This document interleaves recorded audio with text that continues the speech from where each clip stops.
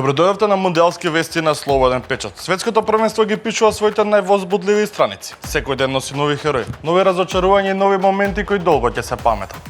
Две селекции го продолжува својот пат кон светскиот врв. Шпанија и Белгија се меѓу 8-те најдобри на Мундијал, но до четвртфиналето стигна преку две различни фудбалски приказни. Едните мора да чека до последната секунда за да гурнат отпорот на големиот ривал. Шпанија во трилер завршница елиминира Португалија и покажа дека карактерот често е поважен од убавината на играта. Другите испратија моќна порака. Белгија на теренот на домаќинот на САД одигра надпревар без грешка. Постигна 4 гола и ја потврди својата амбиција за борбата за највисок пласман. Две победи, два различни патишта, една цел. Трофеот кој го сонува целиот фудбалски свет. Шпанија и Белгија сега се подготвуваат за голема четвртфинална пресметка.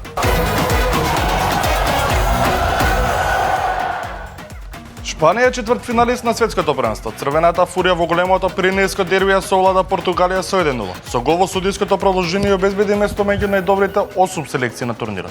Во првото полувреме двете репрезентации создадоа неколку одлични можности, но гуманите Унај Симон и Диого Коста беа на висина на задачата. Шпанија се заказни преку Ерзабал, Јамал и Баена, додека Португалија не поставеше креку Кристијано Роналдо, Жоао Феликс и Нуно Мендеш, кој погоди и пречката. Во продолжението темпото опадна, а надпреварот влезе во тактичка битка со малку вистински шанси. Дополнителен проблем за Португалија беше повредата на Нуно Мендеш, кој мораше пред време да го напушти теренот. Кога се очекуваше продолжение, Шпанија го задаваше решавачкиот удар.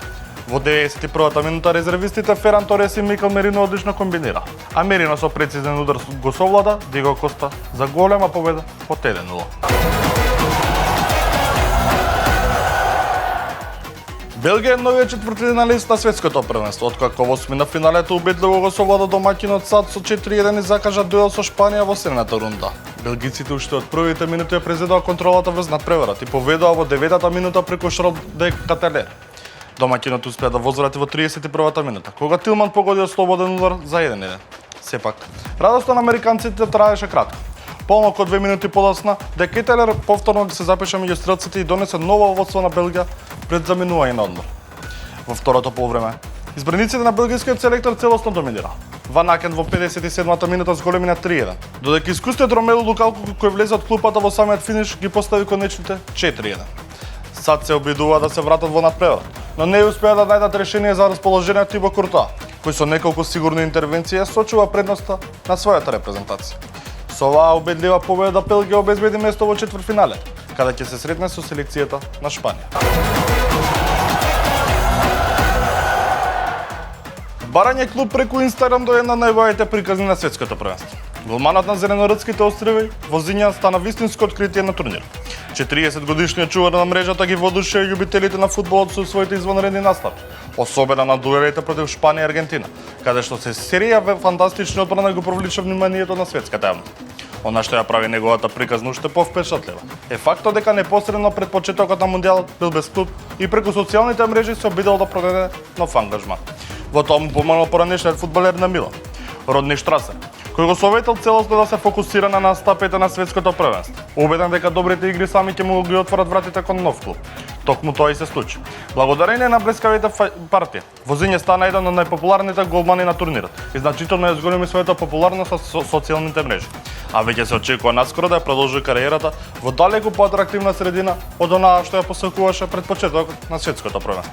Според последните информации, најсериозен интерес за 40-годишниот чувар на мрежата покажува новиот саудитски прволигаш Ал Дирија, кој подготвува официјална понуда. Клубот кој од неодамна доби силна државна поддршка, има амбициозни планови и сака брзо да се етаблира во врвот на саудитскиот фудбал. А Возиња е нивниот прв избор за голманската позиција. Доколку дојде до договор, финансиските услови би биле најдобрите во неговата кариера. Во изминатиот период името на Возиња се поврзуваше и со Интер Мајами, но за сега интересот од американскиот клуб не е во напредна фаза. Искусниот голман добил понуди од бразилскиот второлигаш Авај, но е одбил поради финансиската неизвестност во клубот. Во Ал Дирија не го гледаат само како засилување меѓу стативите, туку како еден од символите на амбициозниот проект со кој клубот сака да изгради препознатлив бренд. Доколку трансферот биде реализиран, тоа ќе представува најголемиот чекор во кариерата на Возиња и заслужена награда за голманот кој е фудбалер без клуб за само неколку недели стана едно од најпрепознатливите лица на светското првенство. Реал Мадрид е на чекор од историја на светското првенство. Фудбалерите на кралскиот клуб се блиску до рекордот за најмногу голови постигнати на играчи на еден клуб на еден мундијал. На турнирот кој се одржува во САД, Канада и Мексико, играчите на Реал веќе постигна 16 погодици. Само два помалку од рекордот кој го делат Будимпешта, Хонвет, Байерн Мюнхен и Пари Сен-Жермен. Најголем придонес во оваа бројка има Килијан Ембапе, кој со 7 гола е меѓу главните кандидати за златната копачка. Джуд Белингам додаде 4 погодици, а Винисиус Жуниор исто така постигна 4, но неговиот настап на турнирот заврши по елиминацијата на Бразил. Во листата на стрелци на играчи од Реал се наоѓа Арда Ѓулер, кој го постигна еден гол за Турција во групната фаза. За Реал Мадрид се наоѓа Байерн Мюнхен со 12 голови. Најдобар стрелец од германскиот гигант е Хари Кейн со 6 погодици. Додека придонес дадоа и Исмаил Сайбари, Луис Диас, Натаниел Браун и Джамал Мусијал. Пари Сен-Жермен има 11 гола на мундијал, предводен од Усман Дембеле со 4 погодици. Доколку продолжат со ефикасните настапи, фудбалерите на Реал Мадрид имаат можност да испишат нова страница во историјата на светските првенства. Милиони навичи го познаваат едноставно како Ерлинг Халанд, но за ние што ги следат норвешките надпревари повнимателно. Тој има уште едно име, кое што открива дел од неговата семејна приказна. На репрезентативниот дрес на Норвешка не стои само Халанд, туку Браут Халанд, презиме кој го добил од својата мајка, поранешна норвешка атлетичарка, Гри Марита Браут. Одлуката да ги носи двете семејни имиња е поврзана со норвешката традиција и представа почит по неговото потекло. Халанд го носи од татко му Алф Инге, поранешниот фудбалер на Манчестер Сити, додека Браут потекнува од семејството на неговата мајка. Иако светот го знае како еден од најдобрите напаѓачи на денешницата, името на неговиот дрес потсетува дека зад успеха на Халанд стои спортско наследство од двете страни на семејството. Светското првенство продолжува денес со последните два осмина финални надпревари, по кој ќе биде комплетирана листата на четвртфиналисти. Во центарот на вниманието ќе бидат дуелите Аргентина, Египет и Швајцарија, Колумбија. Во првиот надпревар од програмата кој започна во 18 часот во Атланта, фаворизираната Аргентина ќе се соочи со пријатното изненадување Египет. Гаучосите ја оправдуваат улогата на еден од главните кандидати за титулата, но египтјаните веќе покажаа дека знаат како да приредат сезаци, елиминирајќи Австралија по подобро изведување петали. 4 часа подоцна, 22 часот. Во Ванкувер силите ќе ги одмерат Швајцарија и Колумбија.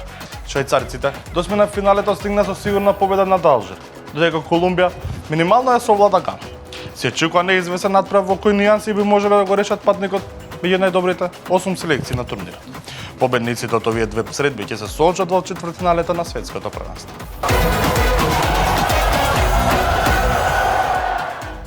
И тоа беше се за денешното издание на Мундијалски вести. Останете во друштво на Слободен печат.